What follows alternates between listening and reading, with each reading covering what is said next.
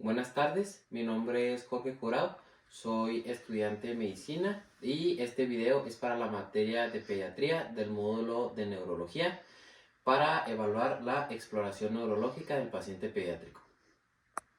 Para la exploración neurológica del paciente pediátrico debemos de recordar un punto muy importante, el cual es que el orden durante la exploración debe de enfocarse en disminuir la estimulación irritativa del paciente, por lo cual la exploración no debe tener un orden franco, sino que se debe de enfocar en disminuir la molestia en el paciente, por lo cual la exploración en esta ocasión cumple dicho objetivo.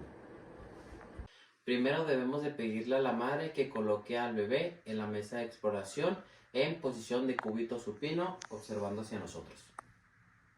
Primeramente iniciaremos con la inspección general del recién nacido. En este caso podemos observar al bebé que está acostado, está dormido y de manera sencilla realizamos una exploración de manera visual, observando simetrías de ambos lados del paciente y observar algún tipo de deformidad y algún tipo de alteración que podamos observar. Posteriormente, dependiendo de la situación del paciente, si está cooperativo, si está dormido o si está activo, procederemos con la inspección tocando. Observaremos entonces la estructura del cráneo del paciente, tocaremos fontanela anterior y tocaremos fontanela posterior. Asimismo, observaremos detenidamente cada parte de la cabeza del paciente.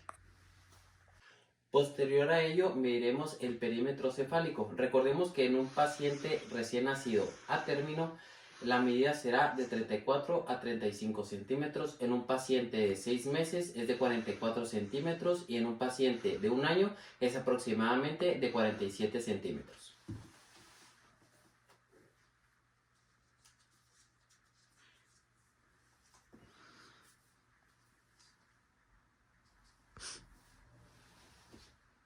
Continuando con la exploración neurológica, evaluaremos la exploración motora, de las cuales uno de los puntos a evaluarse es el tono. Tenemos tres formas de poder evaluar el tono de un paciente. Esta será mediante la respuesta de tracción, la respuesta de suspensión vertical y la respuesta de suspensión horizontal.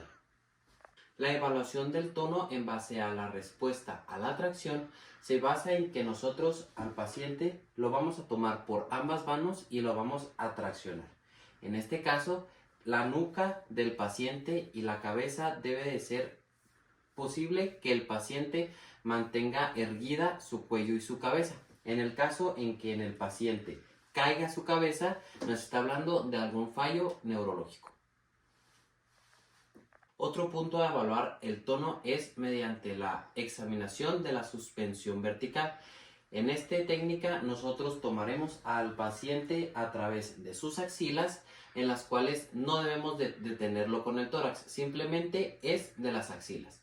En este caso, si el paciente lo hace de manera correcta, mantendrá la bipedestación con las rodillas flexionadas, manteniendo la postura. En el caso en que haya alguna alteración, el paciente permanecerá flácido y posiblemente se resbale de las manos del explorador. Finalmente, para la evaluación del tono utilizaremos la suspensión horizontal, en la cual con nuestra mano dominante sujetaremos al paciente de la siguiente forma, en la cual nosotros en un paciente sano esperaremos que mantenga el tono sin el caimiento flácido de sus extremidades o de su cabeza. En el caso en que haya alguna alteración, el paciente mantendrá una posición de forma de U, en la cual refleja una ausencia de tono. Otra forma de evaluar del tono del paciente es mediante el signo de la bufanda, en la cual nosotros sujetaremos la extremidad superior del paciente y la envolveremos en el cuello.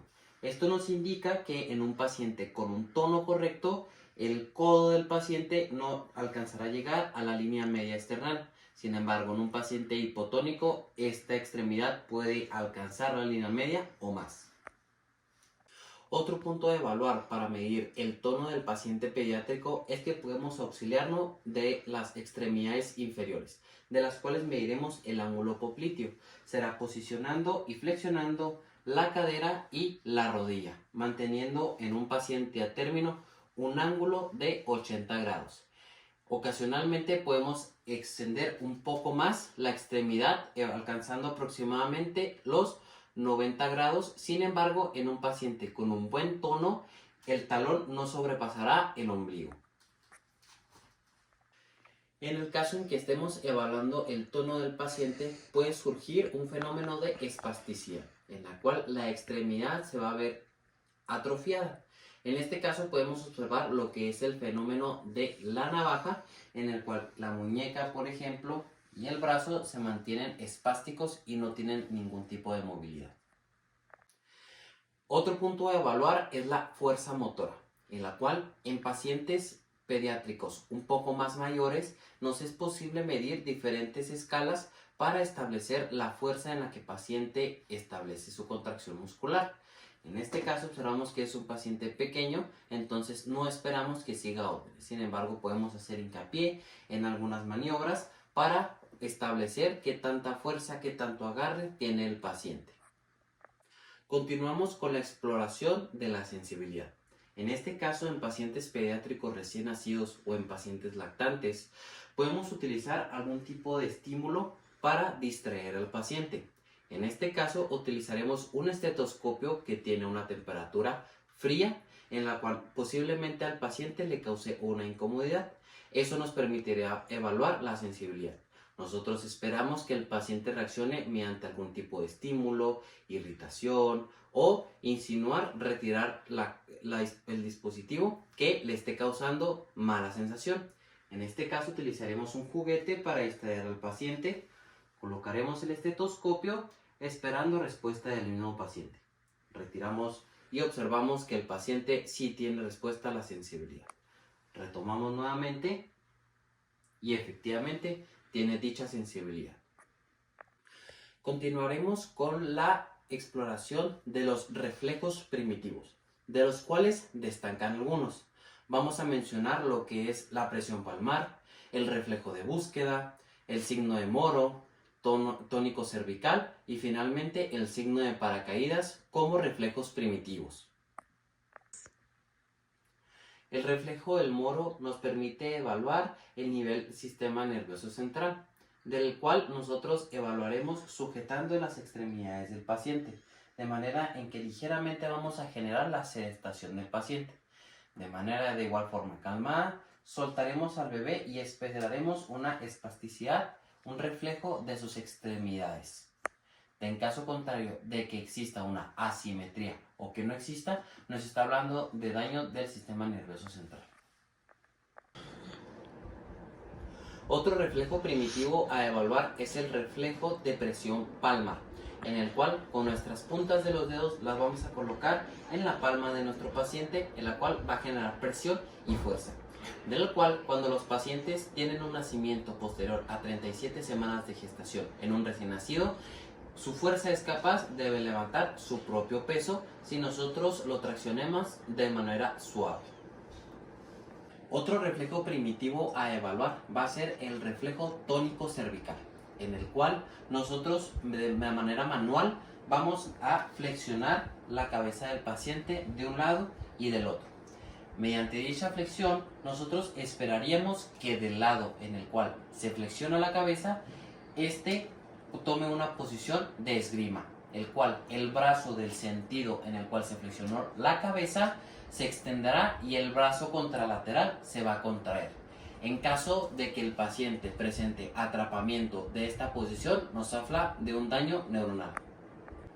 Otro reflejo primitivo a evaluar va a ser el reflejo del paracaídas, en el cual nosotros vamos a tomar al paciente de la siguiente forma, en el cual nosotros, de manera en que hacemos simular una caída, nosotros esperaríamos que el paciente extienda sus brazos a manera de detener dicha caída. Otros datos de exploración neurológica que nosotros podemos evaluar es los signos de irritación meningia, de los cuales tenemos tres. El primero es rigidez de nuca, el segundo es el signo de Kerning y el tercero es el signo de Brunzinski. El signo de irritación meningia, el cual es rigidez de nuca, se va a manifestar cuando nosotros de manera pasiva querramos flexionar la nuca del paciente, el cual este va a presentar malestar o va a manifestar tonicidad de los músculos cervicales. Otro signo de irritación meningia va a ser mediante el signo de Brunziski, el cual cuando nosotros querramos mantener la sedestación del paciente apoyados de la parte de la espalda superior, al momento de levantarlo el paciente va a flexionar las rodillas evitando dicha sedestación. Nosotros vamos a evitar dicha flexión de las rodillas y el paciente va a manifestar dolor. Continuando con la exploración neurológica, vamos a evaluar los pares craneales, del cual vamos a auxiliarnos de este pequeño muñeco para la ejemplificación de la evaluación de dichos pares craneales. Para la evaluación del primer nervio craneal o el nervio olfatorio, debemos de utilizar algún elemento que nos permita estimular dicho nervio. En este caso utilizaremos granos de café para que el paciente los huela. En caso de ausencia de olor o de lo que el paciente presente anosmia, va a ser un dato en el cual va a haber afectación del par craneal, ya sea por una infección o algún traumatismo o defecto congénito. Para la evaluación del segundo nervio craneal o del nervio óptico, vamos a auxiliarnos de diferentes formas. Una de ellas va a ser mediante la evaluación de fondo de ojo, el cual mediremos disco óptico y retina para evaluar si está alterada o no. Otro punto a evaluar va a ser mediante la visión. ¿Qué comprende esto? Será evaluar diferentes campos visuales que el paciente sea capaz de observar. La agudeza visual, el cual nos auxiliaremos de la tabla de Allen para medir dicha agudeza visual. Y finalmente, exploración de la pupila para observar midriasis o miosis. Para la evaluación del nervio oculomotor o el tercer par craneal, el troclear o el cuarto par craneal y el nervio motor ocular externo o sexto par craneal, nos auxiliaremos de un objeto para poder medir los movimientos oculares en 6 direcciones, desde los cuales estos van a establecerse a los laterales, que el paciente sea capaz de seguirlos de manera vertical y descendente para evaluar si sigue el movimiento, y finalmente de manera curvatura para evaluar los movimientos periorbital para la evaluación del nervio oculomotor o tercer nervio craneal, para la evaluación del nervio troclear o cuarto nervio craneal, y finalmente para la evaluación del motor ocular externo o sexto nervio craneal. Nos vamos a auxiliar de un juguete interesante para la evaluación en 6 direcciones de los movimientos de los ojos. Para la evaluación de los mismos mediante estas 6 direcciones va a ser de manera vertical y de manera inferior para evaluar el movimiento del ojo. Para la evaluación horizontal va a ser mediante la colocación del objeto del lado izquierdo y del lado derecho esperando que siga el objeto, y finalmente va a ser mediante el movimiento en curvatura para evaluar mismo seguimiento de los ojos por parte del paciente. Si encontramos alguna alteración, nistagmus, ya sea horizontal, vertical u en forma de U, nos habla de datos o alteraciones de alguno de estos nervios. Para la exploración del quinto nervio craneal o el nervio trigémino, vamos a evaluar 2 segmentos: la área sensitiva y la rama motora del mismo nervio, en el cual de la rama sensitiva vamos a evaluar la rama oftálmica, la rama maxilar y la rama mandibular, dependiendo del estímulo, ya sea dolor, temperatura o la percepción de vibración o propiocepción. Por otro lado, la evaluación de la rama motora va a ser mediante la misma masticación del paciente para la evaluación del músculo macetero pterigoideo y de los músculos temporales. Para la exploración del séptimo nervio craneal o del nervio facial, vamos a evaluar las expresiones faciales que tenga el paciente. En este caso buscaremos que el paciente tenga una expresión facial que sea concorde a su lado contrario. En este caso podemos observar pues que el paciente tiene una facie similar a la del lado derecho, sin pérdida o presencia de una comisura que esté exacerbada o que no esté presente de un lado o del otro. Para la evaluación del octavo nervio craneal o del nervio vestibulo-coclear vamos a auxiliarnos de diferentes formas.